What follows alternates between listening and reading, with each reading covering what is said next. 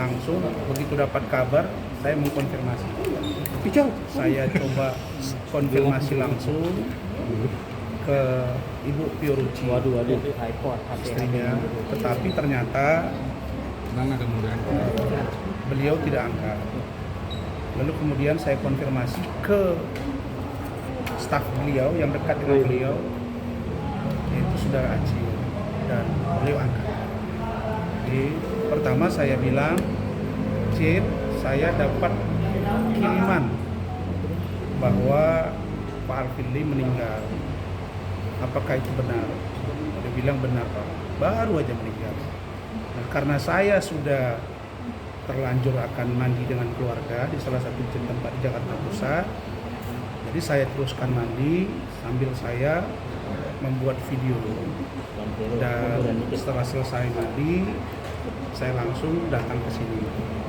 Dan tadi alhamdulillah saya sudah bertemu dengan Ibu Fiorucci, istrinya, bertemu juga dengan putrinya, satu-satunya Kate Victoria Lim. Dan saya tadi menanya, saya tanya apa sakit beliau, dan tadi dijelaskan bahwa tadi pagi posisinya drop. Jadi berita bahwa beliau cuci darah hari ini nggak benar. Cuci darah itu dia Sabtu. Jadi dalam seminggu itu kalau saya nggak salah 3 kali atau 4 kali beliau cuci darah. Dan ya ternyata Tuhan berkehendak lain. Kenapa saya bilang berkehendak lain? Besok itu kan Senin. Besok itu seharusnya menurut keterangan keluarganya itu hasil dari dokter Cina itu besok. Apakah dia dapat melakukan cangkok atau tidak? Karena infeksi di saluran suling cuci darahnya. Dan mereka memang disuruh pulang oleh dokternya menunggu hasil besok. Makanya dia pulang. Karena Pak Alvin ini kan orangnya nggak betah. Kalau di rumah saja, di rumah sakit, dia ingin kerja. Karena spirit hidup dia tinggi. Jadi ternyata tadi pagi dia drop. Kemudian makin kelihatan tidak berdaya oleh pihak keluarga, larikan ke rumah sakit Mayapada. Dibawalah ke rumah sakit Mayapada dan meninggalnya di rumah sakit Mayapada. Memang dari dulu Pak Alvin ini selalu berobat di Mayapada. Jadi tadi beliau dinyatakan meninggal dalam keadaan baik. Dan yang paling menyedihkan itu bagi saya sebenarnya adalah saya sudah dalam setahun ini berteman baik dengan beliau. Dan selalu Pak Alvin ini kalau komunikasi dengan saya itu by chat WA. Tapi 2 minggu terakhir, dalam seminggu bisa 3-4 kali beliau telepon saya berdiskusi tentang kasus yang ditangani dan yang sedang dilaporkan oleh dia. Nah, lalu kemudian saya kasih masukan, bahkan pertama kali beliau bilang, Bang, aku baru nyampe di Indonesia nih. Dan tolong Bang ya, supaya kasus yang beliau panggil saya saudaraku, saya panggil juga saudaraku. Kadang dia panggil abang, panggil bapak. Dia bilang, saudaraku, tolong ya, kasus yang sedang saya laporkan ditindaklanjuti. Dan kalau nanti ada perdamaian, itulah yang saya mau. Dia bilang pesan ke saya, ini saya buka saja, Bang, tolong hubungi Pak Herwanto. Saya ingin berbaikan dengan beliau. Tolong hubungi Novi. Saya ingin berbaikan dengan beliau.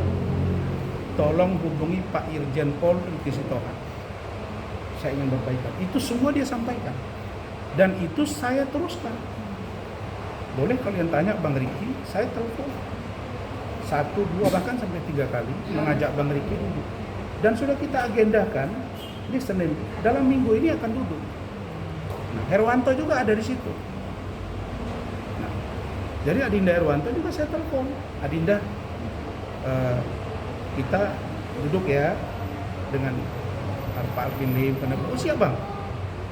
Jadi ini sudah semuanya menyatakan bersedia. Pak Alvin Lim pun dia dengan senang.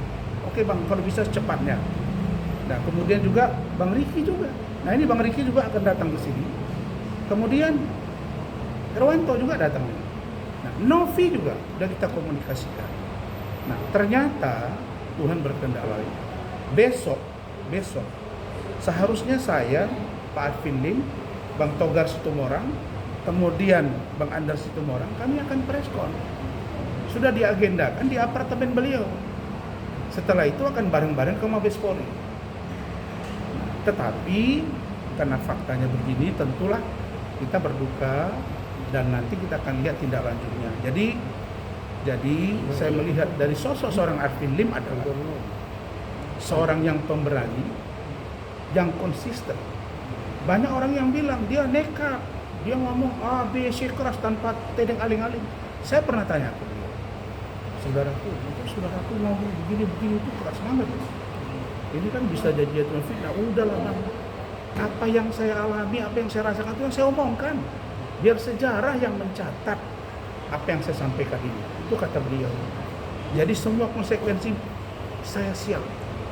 Karena saya untuk mati pun sudah siap. Wah ini yang saya agak ngeri kan, kalimat-kalimat ini. Dan dia bilang, saya ingin di akhir hayat saya akan berjuang untuk apa yang saya yakini. Tiba-tiba 2 hari yang lalu dia telepon saya, Bang ini ada hadiah ulang tahun, hadiah tahun baru.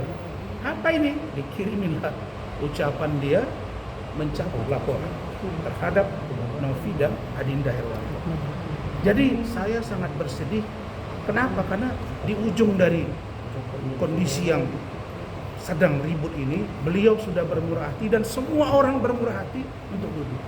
Tapi ternyata kita bertemu justru untuk mengantar beliau ke tempat peristirahatan. Jadi itu, dan saya pun masih berpakaian seperti ini karena saya memang keluar rumah pakaian begini lalu mandi dan akan begini. Jadi saya nggak mungkin lagi balik ke rumah saya langsung datang ke sini. Kira-kira begitu. Ucapannya Bang. Saya yakin Pak Alvin Lim adalah orang baik dan Tuhan insya Allah akan memberikan tempat terbaik buat beliau.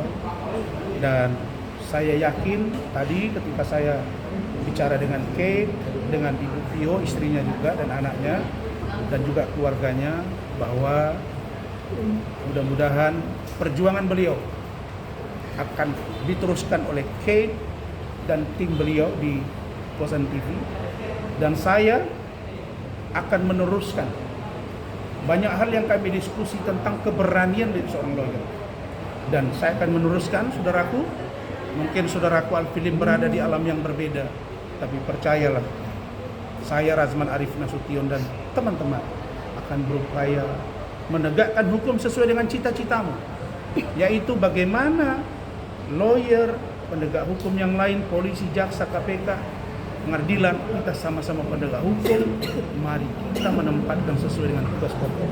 Itu yang selalu kami diskusikan. Begitu. Oke, thank you.